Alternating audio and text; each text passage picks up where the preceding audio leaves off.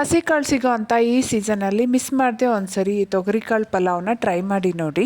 ಇದನ್ನ ಮಾಡೋದಕ್ಕೆ ಮೊದಲಿಗೆ ಮಿಕ್ಸರ್ ಜಾರ್ಗೆ 1 ಗಡ್ಡೆ ಬೆಳ್ಳುಳ್ಳಿ, 1 ಇಂಚ್ ಶುಂಠಿ, ಅರ್ಧ ಈರುಳ್ಳಿ, 1 ಹಿಡಿಯಷ್ಟು ಹಸಿ ಕೊಬ್ಬರಿ, ಹಾಗೇನೆ ಸ್ವಲ್ಪ ಪುದೀನ, ಕೊತ್ತಂಬರಿ, ಹಾಗೆ ಖಾರಕ್ಕೆ ತಕ್ಕಂಗೆ ಹಸಿಮೆಣಸಿನ್ಕಾಯಿ ಇಷ್ಟನ್ನು ಹಾಕಿ ಬೇಕಾಗಿರೋಷ್ಟು ನೀರು ಹಾಕಿ ರುಬ್ಕೋಬೇಕು. ಕುಕ್ಕರ್ಗೆ ಎಣ್ಣೆ ಹಾಕಿ ಎಣ್ಣೆ ಬಿಸಿ ಆದಮೇಲೆ ಪಲಾವ್ ಸ್ಪೈಸಸ್ ಹಾಕಿದ್ರೆ ಫ್ಲೇವರ್ ಚೆನ್ನಾಗಿ ಬಿಟ್ಕೊಳ್ಳುತ್ತೆ. ನಂತರ 1 ಈರುಳ್ಳಿನ ಹಾಕಿ ಕಲರ್ ಚೇಂಜ್ ಆಗೋವರೆಗೂ ಫ್ರೈ ಮಾಡ್ಕೋಬೇಕು.